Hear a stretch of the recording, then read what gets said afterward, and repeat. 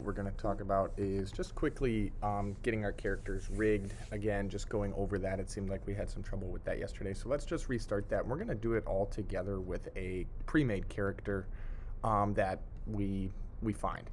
So first thing, to get our character, we're going to go up to Assets. And we're just going to pick any, I'm going to pick this tall boy front. I would suggest doing the same just for now so you know what we're doing. We don't want any of these side views. We just want the front view. So I'm just going to drag this tall guy in. I'm going to zoom out and I'm going to just go ahead and shrink him just so he's visible in the frame here. Okay. All right. The next thing that we're going to do is, if you notice, what we're going to do here is we're going to double click on the guy and then click in the white. And now we're going to go in and we're going to convert each of these items to a symbol. So we're going to click on his hand and we're going to go to convert to symbol, and I'm going to title his hand L. Click OK. Then I'm going to click on his forearm and I'm going to title this, convert to symbol, title this forearm L. Click OK. Click on his shoulder, convert to symbol, title this upper arm L. Click OK. Click on his torso, convert to symbol, torso. I'll click on his head. I'll title this head. Click OK. I think he's got a neck somewhere in there, does he? Doesn't look like it, just all attached. Then I'll go to the upper arm right. Click OK. Do his forearm, convert to symbol, forearm R. Click OK, and then I'll do his hand. Convert to symbol, hand R. So our goal here is to make this guy wave. So now everything's a symbol, allowing it to be moved. But the one thing we have to do is, if you notice this white dot, that white dot is a rotational point where it rotates. So if I try to rotate his hand, notice it like disconnects. So we need to adjust all of our pivot points so that they rotate where our joints in our arms and shoulders and hands would be. So I'm going to move this white dot over. Make sure you have your free transform tool selected, not your selection tool. You won't be able to do it. So grab your free transform tool. I'm going to click on the forearm. Do that one. I'll click on the upper arm. I'll do that one.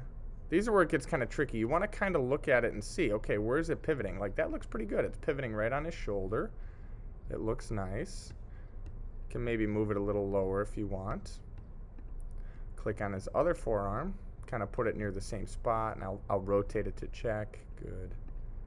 This one I'll put kind of right where his arm connects there. Good. And then his hand will obviously rotate right at his wrist. Oop, it's got to go a little farther there. Good. All right. Now, we're not going to really move his torso too much, so we don't need to worry about a pivot point there. But if you wanted his torso to, let's say, rock back and forth, we could pivot it there, right? And that could allow us to maybe pivot it just a little bit more, like rocking back and forth. Same thing with his head. Like, I could move this down and his head could like move back and forth there. He does have a neck. Just can't get it. Okay. Now we're not going to worry about his legs too much because those are going to be stationary while we make this guy wave. So I'm just going to double check. Good, good. Next thing I'm going to do is I'm going to distribute all of these to layers. So then I'll scroll down, highlight all of it.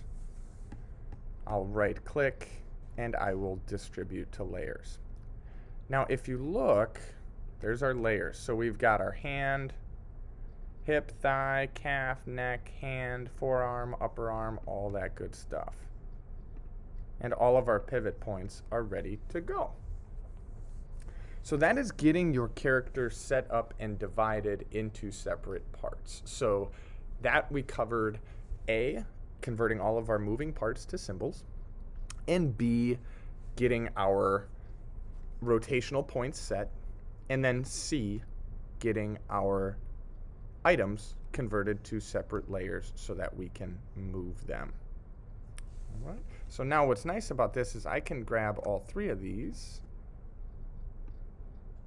and these will end up rotating. So I could grab my upper arm, and I can rotate my upper arm, grab my forearm, and all that kind of stuff. So the next video is going to talk about getting these items prepared to move them. So we need one more rigging step. So check that next video.